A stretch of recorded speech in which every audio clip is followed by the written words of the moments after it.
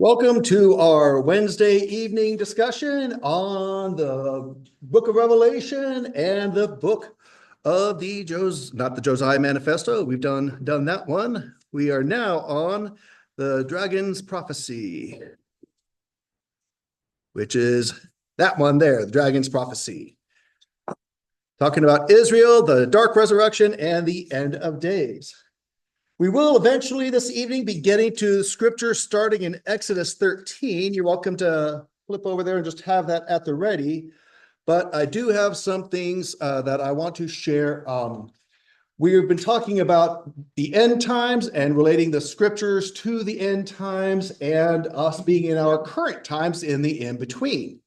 Well, there have been recent events in the news you may have heard affecting Israel that I wanted to share a couple things on. So what I have, I'm going to break this up. I've got two videos that I'm going to show one and have us discuss it. And then we'll break between the two, then go to the other one and discuss that, then get into Exodus 13. These are dealing with what has just happened in Israel.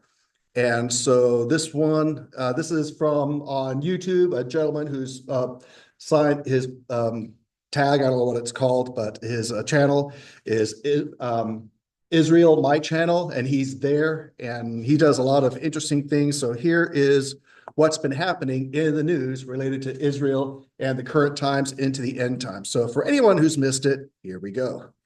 But each of these videos is about 8.5 minutes, so I want to take a break between and have some discussion. It is happening. Yesterday, Israel began a ground operation in Lebanon.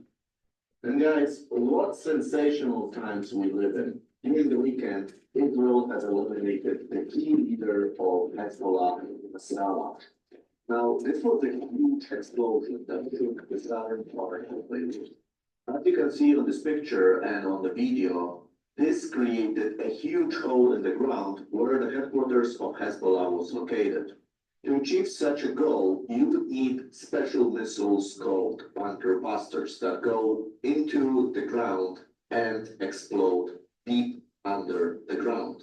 Of course, we need to understand this in the context of what happened before. So thousands of pagers and walkie-talkies have exploded, injuring thousands of Hezbollah militants.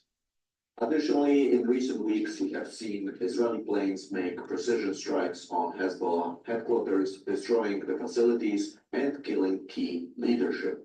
And guys, just look at this. I mean, this is the pyramid of Hezbollah, and the major leaders of Hezbollah are now eliminated, which means a lot of chaos within Lebanon, a lot of chaos within the southern part of Lebanon that Hezbollah controlled.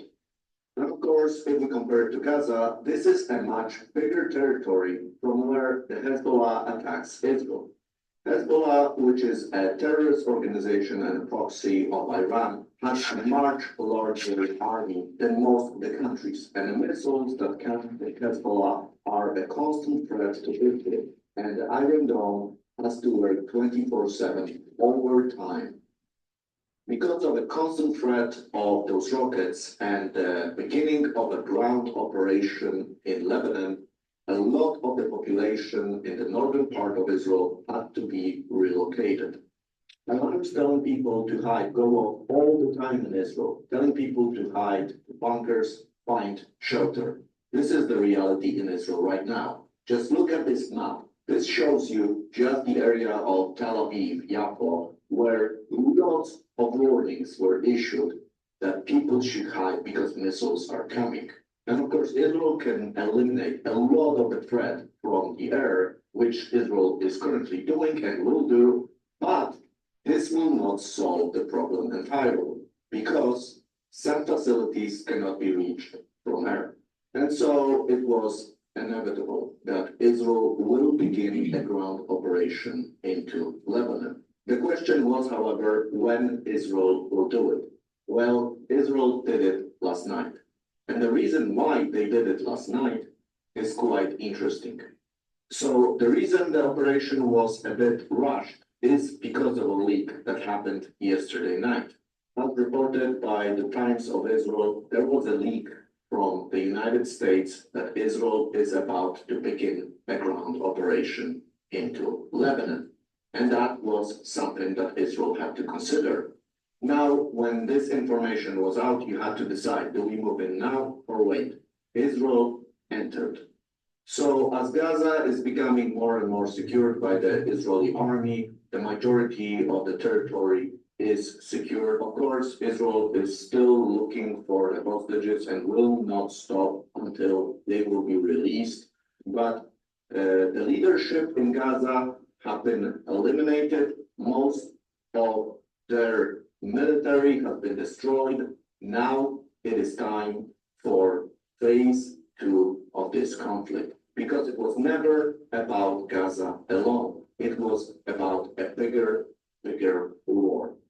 And of course, when the attack on Israel happened on October 7th, it was a big shock for Israel that Lebanon did not attack at the same time. Actually, the Israeli army moved most of its army to the northern part of Israel when that attack happened, because they were expecting another attack coming from Hezbollah. And if we look even broader, it's not a war against Gaza, it's not a war against Lebanon, it's not a war against Hezbollah, it's really a war against Iran. Because it is Iran that is sponsoring all the terror groups that are fighting with Israel, including, of course, Hezbollah, which, as I said, has an army as big as some countries. And the Houthis, of course, are sponsored by Iran, and they have also fired rockets towards Israel. Those rockets have to be taken down.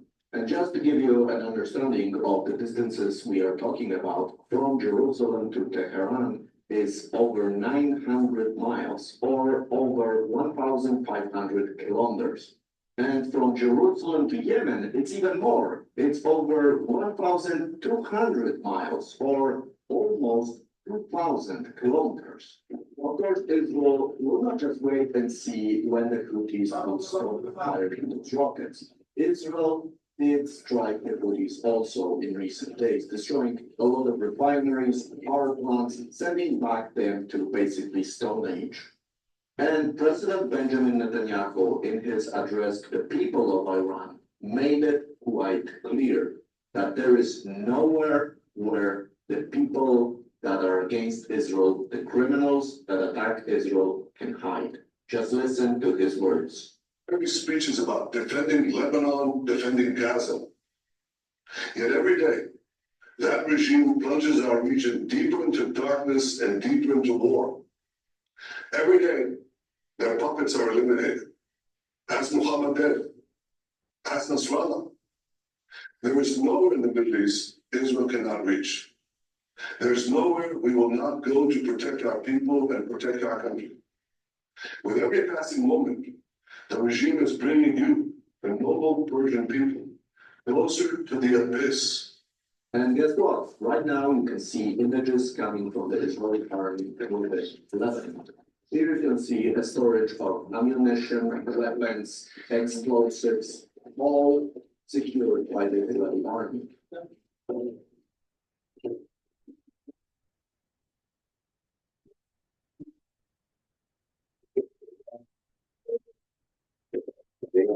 יש תחומות של נשקים גנבים, נשקים, פרקים או רימוני יד. תנקות את דבר רשומה, תחומו של קראץ', חש, ורגיל.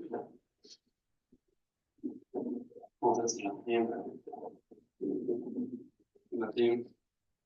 And you know, Iran is already reacting to that. This is just a message, news from just a few minutes ago. The US has announced that it is anticipating that soon Iran will launch ballistic missiles towards Israel. So this is happening right now.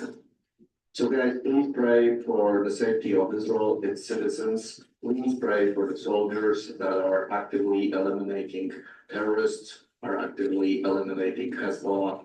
Please, this is a very important time in history. We don't know what's going to happen next, so we need your support, we need your prayers. This is a very critical time we are living in. be sure to subscribe to my social media, so Telegram, X, Instagram, Facebook pages. Make sure to sign up to my letters of new videos coming out. If you want to stay updated, this is the best way to do it so that you don't miss any news from Israel. I will leave links to all those pages in the description of this video. Thank you so much for your attention. Shalom. For anyone struggling with high blood sugar, do not. Well, in case anyone has that problem, let's see. Go back here. So, reactions to what was presented in the video. Questions, reactions, thoughts. I think the graphics, I thought they were very helpful in figuring out what is what and where is where. Yes, this gentleman, he actually does computer graphic design, and a lot of his videos are computer generated images of the temple layouts and things like that in Jerusalem over history. So really fascinating stuff. So yeah, does good stuff with that. It helps too. Brother Clay, then Brother Peter. Because you said that the US tipped them off, and we all know that our administration right now is in bed with Iran, you know, and this, even though they let them fire 12, shoot down 12 with rockets from the same ship, that battleship that got bombed on or got in the last one. How many years ago was that? 20-something years ago? Yeah. But I mean, that was we're not really backing them up at all. I mean, a little, but not, I mean, we got people there or in place, but you know, not really doing it. Yeah, the problem is two different philosophies, and this is why I've never been a fan of the State Department under any administration, because the State Department is pretty entrenched in their thinking of what's referred to as soft power. And, oh, we can wine and dine, or we can, you know, diplomacy and all that stuff. Well, diplomacy works a lot better when you have peace through strength and deterrence. And so it's no different from the eve of World War II with England giving Neville Chamberlain famously saying peace in our time at the Munich conference, giving Germany the Sudetenland of Czechoslovakia. Okay, this will make him happy. No, you're just training them that you're going to give in and be a pushover. And so they invaded Poland. And so that's kind of stuff that's happening. Real quick, Brother Peter, and then back to you. Israel, I think Israel is so tiny, they're Yes. able to hold their ground. And I'm like, amazed, because Iran, they're like 20 or even more of Israel's side of Iran.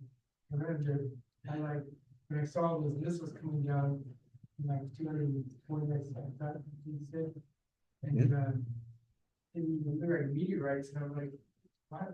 It's kind of nerve-wracking to see that. Yes. Stuff. And pray that you're protected. But it was just interesting to see their ability to hold them back and protect the ground level. Absolutely. Two quick things, then back to Brother Clay. Israel is roughly the size of New Jersey. Israel is roughly the size of New Jersey. I don't know how big our Jersey is. About the size of Israel.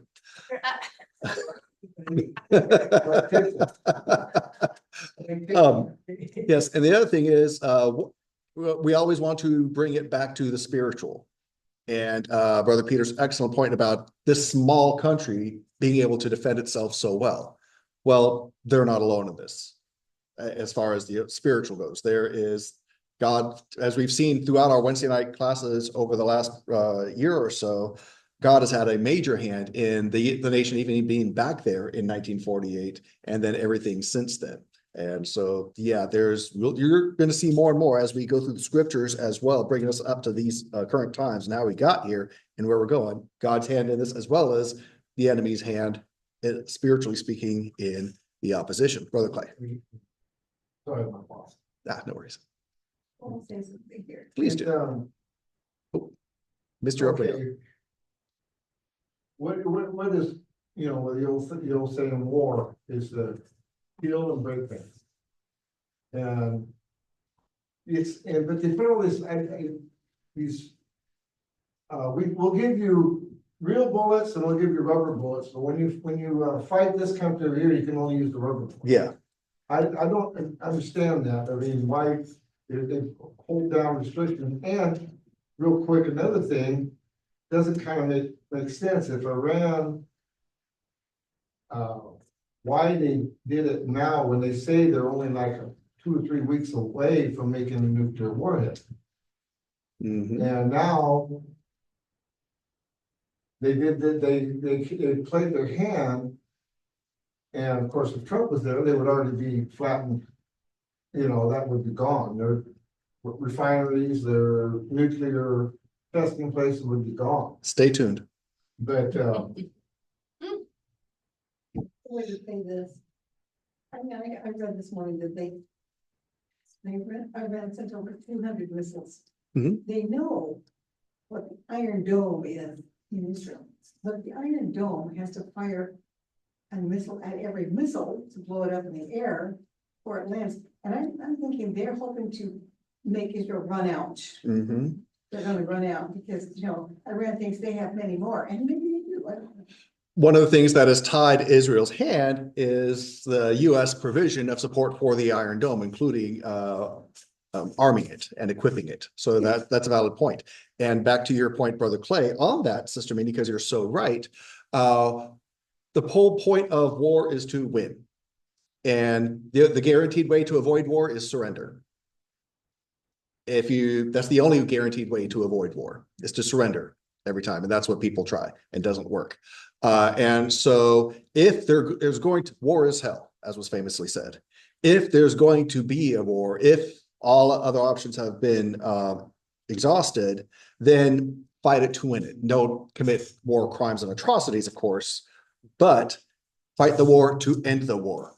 Break the will. And what defeats us in wars, what's happened in America in the last several wars that we've been involved in, is that we have not had a clear mission. Here's our war objective. We are going all full bore until we accomplish this, and then we're done, we're out, we're back home, and end of story. But we don't do that, and that's what defeats us. Sister Minnie, do you have some more? If we have left all that military equipment in Afghanistan, we would have more Mhm. to help Israel with. And if we weren't sending billions of dollars and all the rockets and all the rest of the armaments to Ukraine, we would have more to help Israel with. Absolutely. And I have read somebody, I don't know who it was Biden or somebody who said that we don't have very much left. It's going to take us 5 years to replace what we sent to Ukraine. Because we can't manufacture them fast enough. That's something we want to advertise to our enemies. Yes. Brother Peter. And watch all this unfold. Even the other time they do the shot missiles, the missiles got in, didn't get in, but they saw the ballistic missile going, so that's why they showed ballistic missiles. Ballistic missiles Mhm. are giant buses, they said, Yeah. that are going in, and they showed a mirage of them, and there a wave of them, so they were able to cut in, and this is what they're looking at. But I guess from looking at it, I thought, we're trying to stay out of it, but then back them up still. And maybe we don't want to, I guess, escalate anything else, but it looks like it's almost there, Mhm. looking at all this unfold, because I know they're testing the water with all those ballistic missiles, Mhm. because they did the first time, so this worked, and but Israel's doing what the right thing is to go after them and And Israel's not going to wait for anyone else's blessing or permission. they got to do what they got to do, because they said that we don't stop this, we're gonna keep on going. Yeah. It's Okay, one more. Please. They have Iran on the rest of them. They have called us the big Satan, Israel, the little Satan. Great point. Don't you think that if they could manage to kill off the little Satan, we're next? There you go. And remember, Revelation 12, who does the Antichrist go after? The woman who birthed the child is Jesus, the woman is Israel, and those who name the name of Jesus, the Christians. So the Antichrist is going after both Jews and Christians, which means Christians have to be here to be chased after by the Antichrist. But we can't just sit back and say, oh, it's a Jewish thing, because it's not. We can see what's happening and feel empathy as fellow human beings. We can have a chord struck in us because of our brethren, as far as we're both Western democracies. We can even take it a further level spiritually, as far as them being, Jewish and us being Judeo-Christians. But understand there's a deeper picture. There's the actions of God and the actions of the enemy, spiritually speaking, behind the scenes, moving in all of this. So I appreciate the comments very much. Notice one thing that Benjamin Netanyahu said. I don't know if anyone really caught this. In his address to the people of the nation of Iran. Keep in mind, lots of times when we're dealing with all this stuff, not only is it not flesh and blood that we're dealing with, lots of times too, same with us in the Cold War, it's the governments that are the problem, not the citizens. And so his address was directly to the citizens. And what did he call them? I wrote it down. You, the noble Persian people. If they're in Iran, why does he call them Persia? Because Netanyahu knows his biblical history. And yes, ancient Persia became what we know today as Iran, but there is scripture that we will be seeing in the weeks to come relating to Persia in the end times. So Iran, as modern Persia in the modern times, is playing out its biblical role. So we're going to see that. So anything else? Real quick before the next update video, some news here. Sad to say, Hezbollah's turnover rate has officially surpassed McDonald's. This is a satire article from Babylon Bee. Yes. But I guess good news for some. Young Hezbollah recruit can't believe he's already made regional manager. He got promoted all of a sudden. There was an opening. Well, yeah, there's been quite a few openings. So yeah. So here's the last one with the even more recent events, and we'll discuss from here. It was a very, very tense night and still is in Israel. Israel was just hit with about 180 ballistic missiles. But thanks to God, most of them were shot down by the Iron Dome. So it was a failure by Iran. What you see here are debris falling down from the shot down rockets by the Iron Dome. Of course, this looks very, very scary, but it could have been very, very worse if those rockets were not shot down. Those specific images were shot down in the south of Israel. So you see some Arabs in the background cheering that this is happening, but they don't realize that those are just debris falling down. So they are not actual rockets.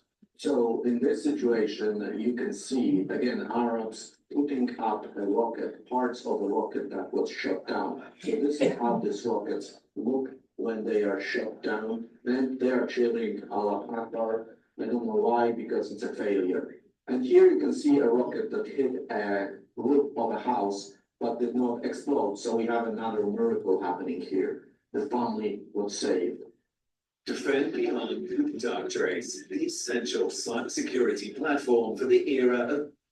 Here again, you see this debris being shot down and it's falling down. Of course, this looks really, really scary. And some of those fragments could have been very dangerous. So we're still waiting on the confirmations of what actually happened, what was damaged.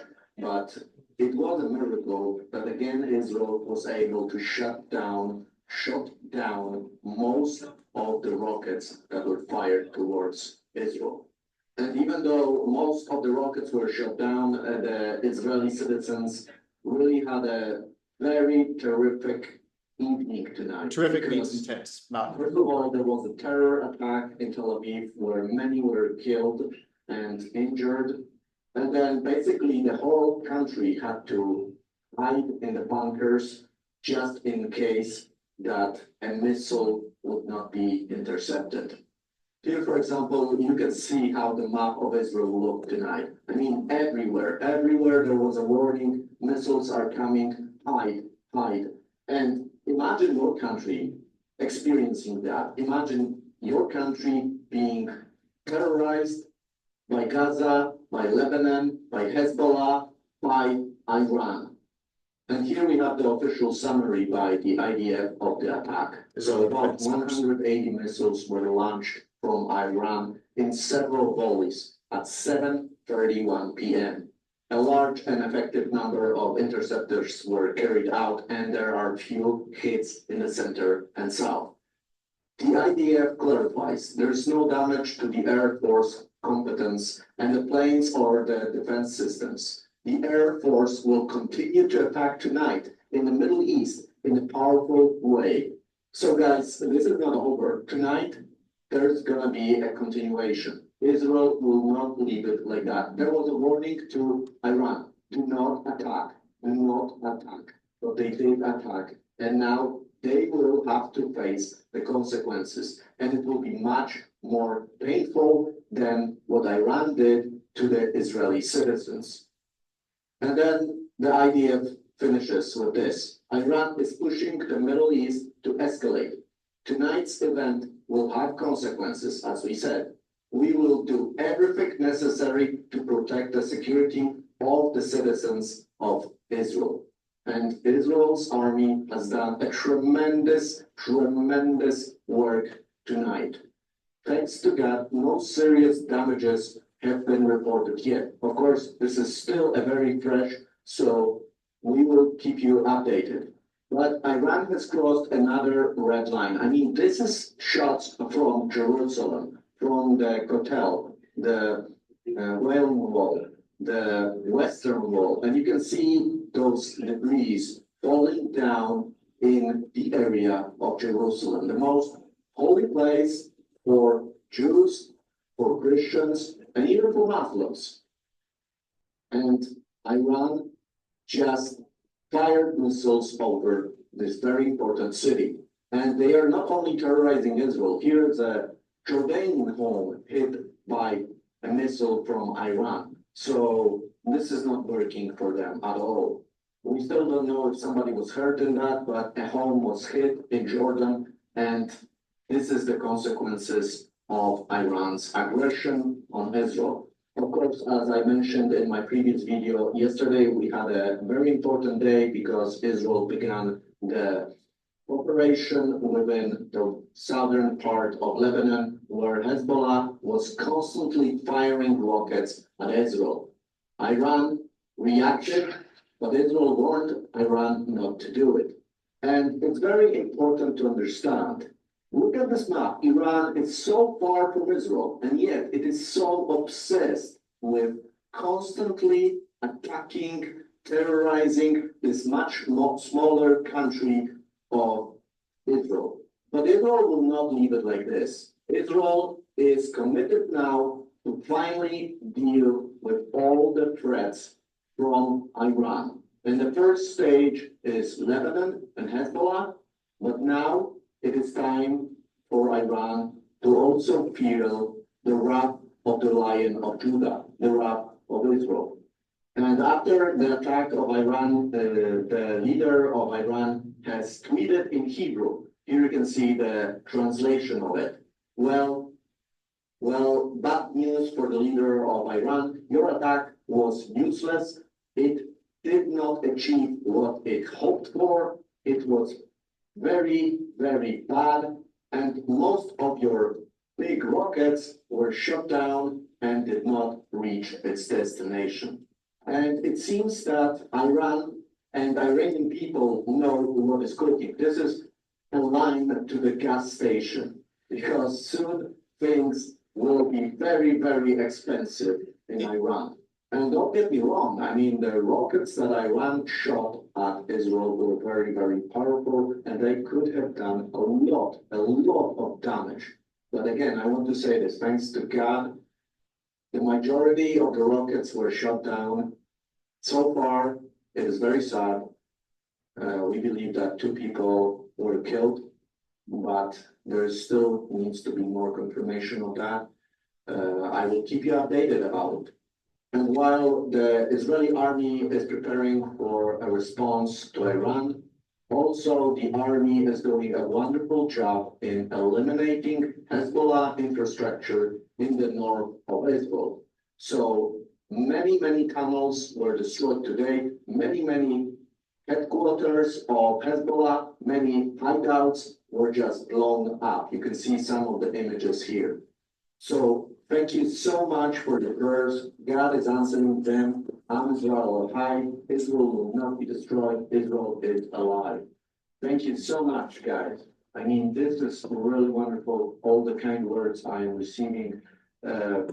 This is something wonderful, and I'm so glad I can bring you the news and keep you updated. If you want to be really updated, make sure to sign up to my. And we've heard that before. What the Ayatollah said that deal about, and then the rotting body of Zionists, and I couldn't read the rest of it. Oh, let's see. Because it was, Yeah, under the thing, let's see. it's at the bottom of the screen. Yeah. You I got it. heard that over and over on the radio today.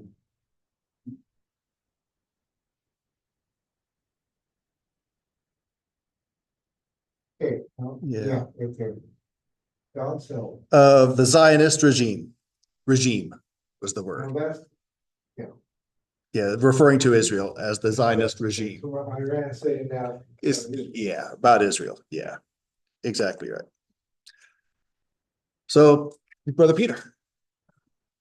From, the interviews that, from the, like, the news, when they went to, like, is that right? Hezbollah, that's fine, yeah.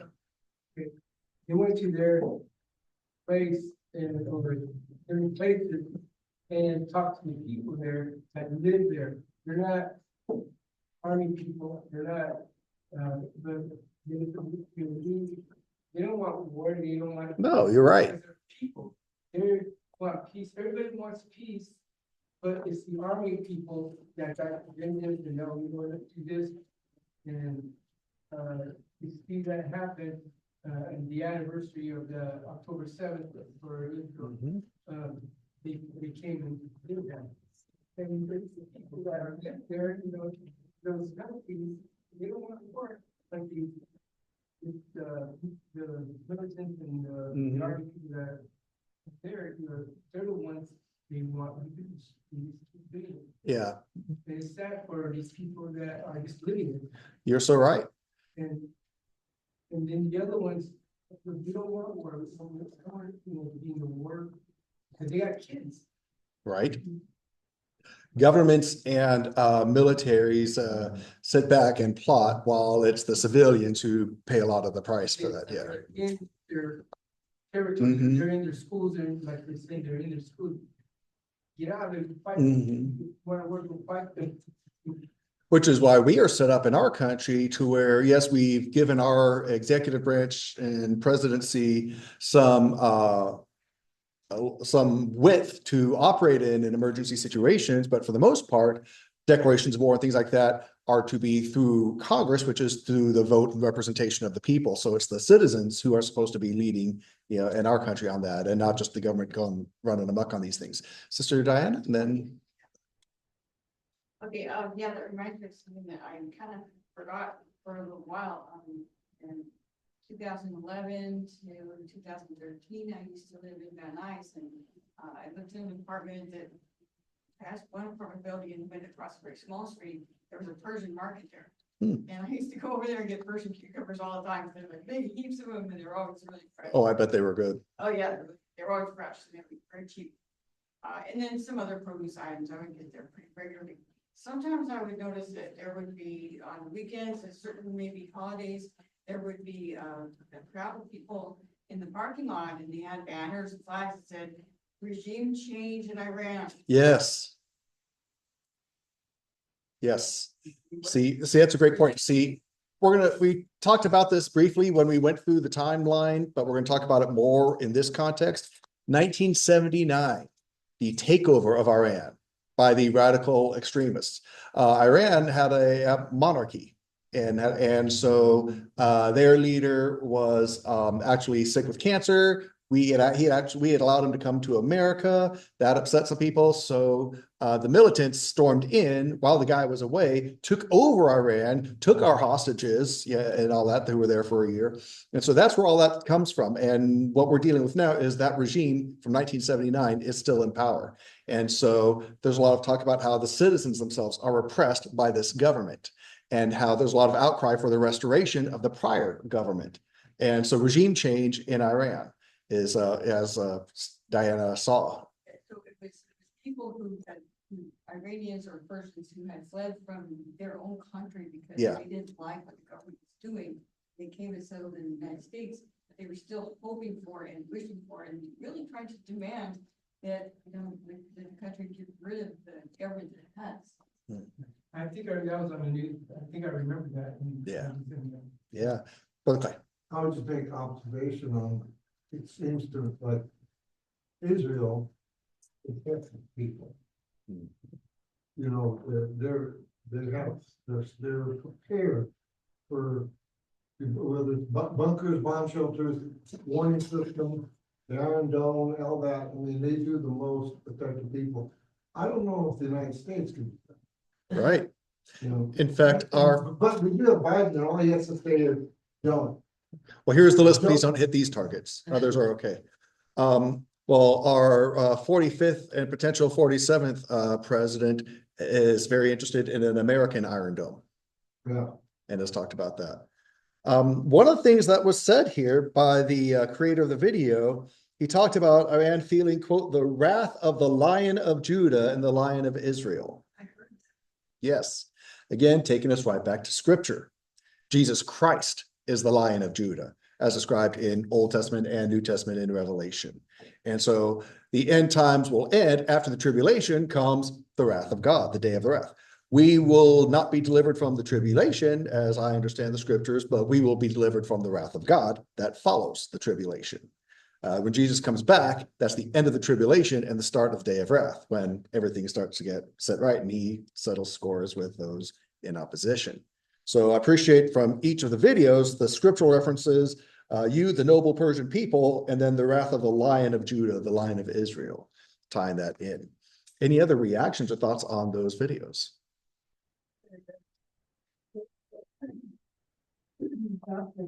The tunnel. Underground tunnel, and it's like a whole city under there, Oh, yeah. whole city. Yeah, and it's like, this is why they have those, what do they call them, bunker busting rockets? Yes. Which I had heard of before, but I didn't realize, they don't go off when they hit the ground. They go off later. That's what we showed in the first video. You're right. You ever see that farm? You know, Don's that farm? Yeah. Basically the same thing. Yeah, you're not wrong. Not wrong at all. Let's take a look at Exodus 13. So we, of course, in Exodus in Sunday school. And so what does Sunday school have to do with Wednesday school? Or what we are looking at here?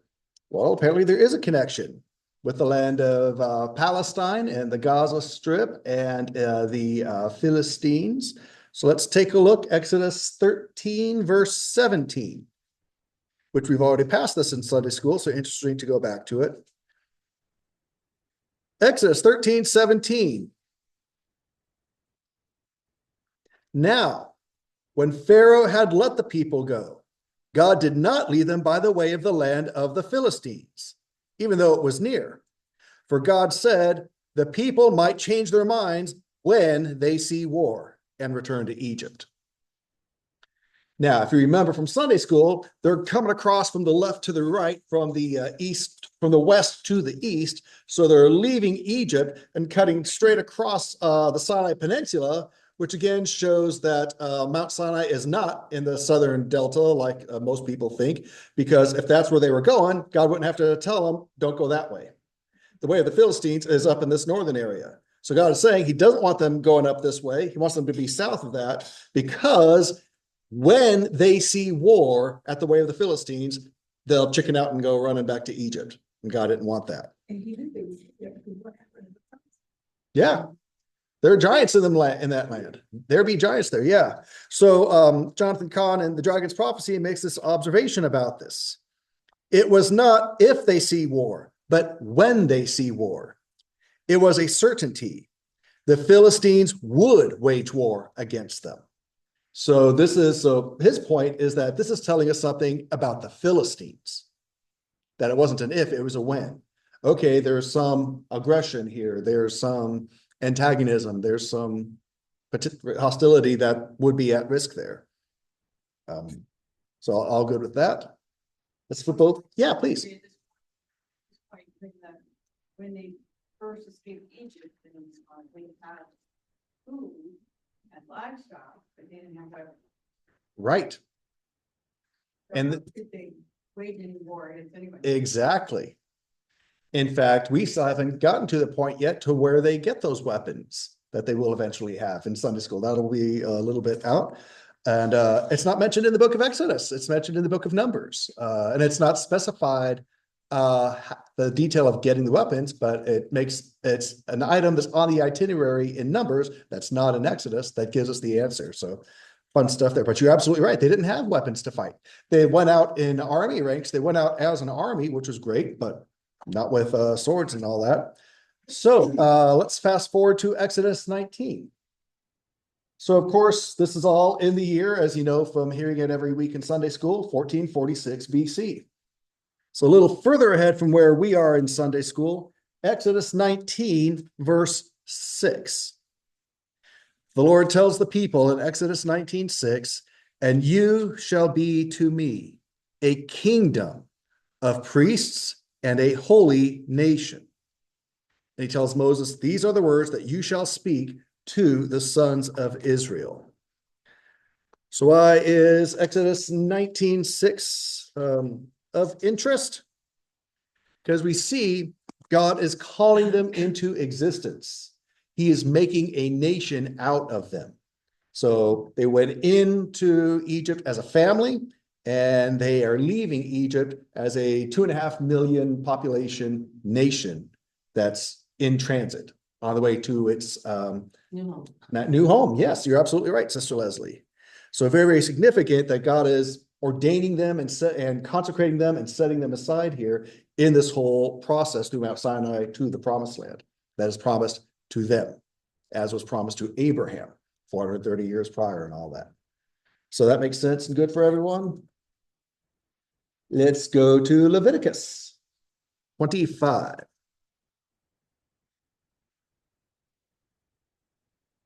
Exodus, Leviticus 25. This will be a familiar verse from prior Wednesday night sessions, but we'll see this still has a connection, as Brother Peter mentioned. Anniversaries and things.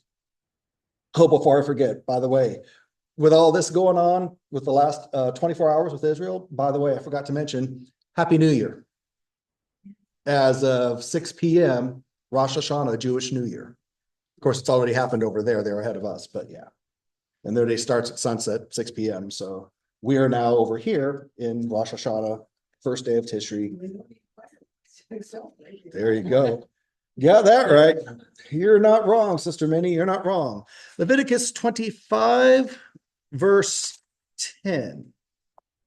Leviticus 25, verse 10. So you shall consecrate the 50th year and proclaim a release throughout the land to all its inhabitants. It shall be a jubilee for you, and each of you shall return to his own property, and each of you shall return to his own family. So let's see here. What we know about that is, for one thing, that the October 7th attack was on the 50-year anniversary of the Yom Kippur War. Let's see, 162. What else do we know? Just something to keep in mind as far as the Jubilee. That in Hebrew, they refer to it as the Yavel. We call it the Jubilee. It's actually named for the horn, the shofar that's blasted and celebrated there. And so we've seen all these different anniversaries that we've seen, these different markers of God's pattern of timing here in events laying out, not just bad things, but good things, but also all kinds of different things that he's been faithful and consistent. We see these things playing out.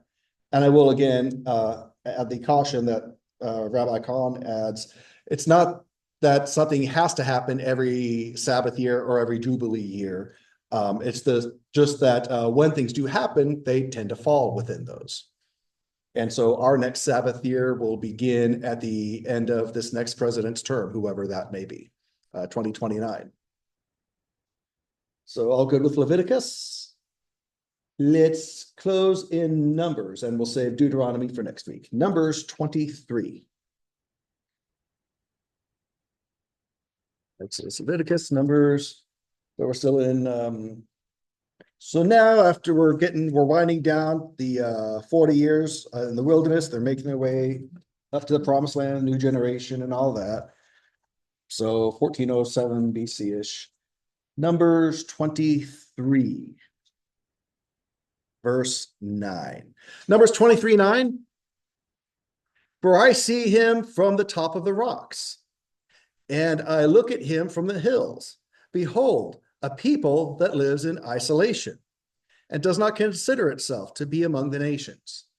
Now, this is during the time when the nation of Israel is marching on up towards the promised land, and the nations on the way are getting a little spooked. And this is where Balaam and Balak, we have Balaam calling Balak the prophet, and he comes up and has the talking donkey incident in chapter 22.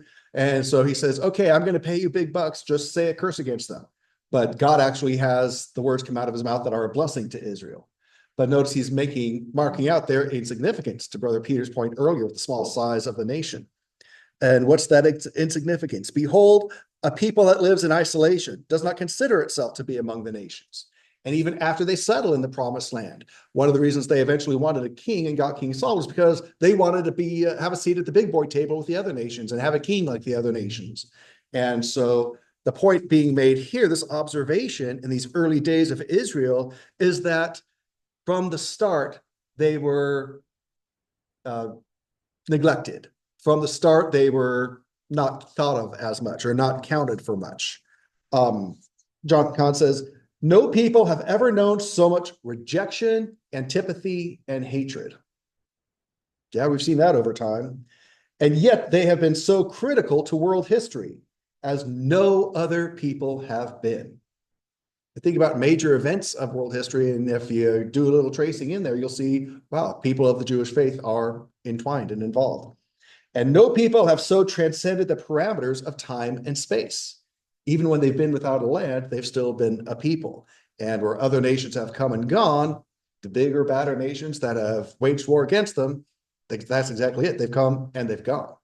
Where the Lord's Jewish people here have survived and withstood and endured through all of that. Again, pointing out that there's a bigger picture here. This is not, and he says in the scriptures, it's not because y'all are so great. It's because of me and who I am that I'm giving you my name, calling you to be. I love you and I desire you, but it's because of my faithfulness to you, even despite your unfaithfulness. I'm still desiring you. I'm still calling you, and I'm going to have a people. And you are to be a light to the rest of the world, a light to the Gentiles, so that they can all come and be part of this. Which is why, again, we are Judeo-Christians, which is why from Romans 11, we are grafted onto that olive tree, going back to the root of Abraham.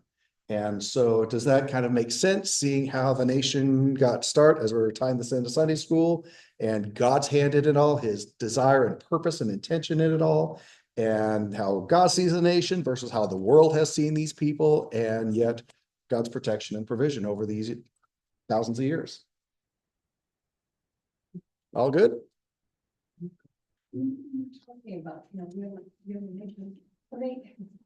I think this is part of the reason why the nation of Israel wanted to have a king. They could see that the leaders of those countries were either strong or weak, as in Biden, Trump, and the other countries around, okay, and they see whether you have a strong leader or not. Now, Rahab said, we're afraid of you. We are afraid of you. And they knew that they had God on their side. But not everybody was afraid of their God. Right. So they wanted to have a strong man leader. Yep. And King Saul, who God picked, let's not forget that, but King Saul was impressive. He stood head and shoulders above everyone else, just like George Washington did. And so he was very physically impressive, but sadly, spiritually didn't live up to it. Had the opportunity, but didn't. And so, yeah, thank you for that. Any other thoughts or reactions or observations to these things we have considered this evening? I'll just say in closing that God is good all the time. He loves us and desires us. And while the same God who's been faithful to be at work in this people of Israel is faithful to be at work in our lives as well. One of the things he says about Israel is the whole reason they exist and still exist is their very existence is to be a witness to me. So we see the preservation of Israel, we see our God is real.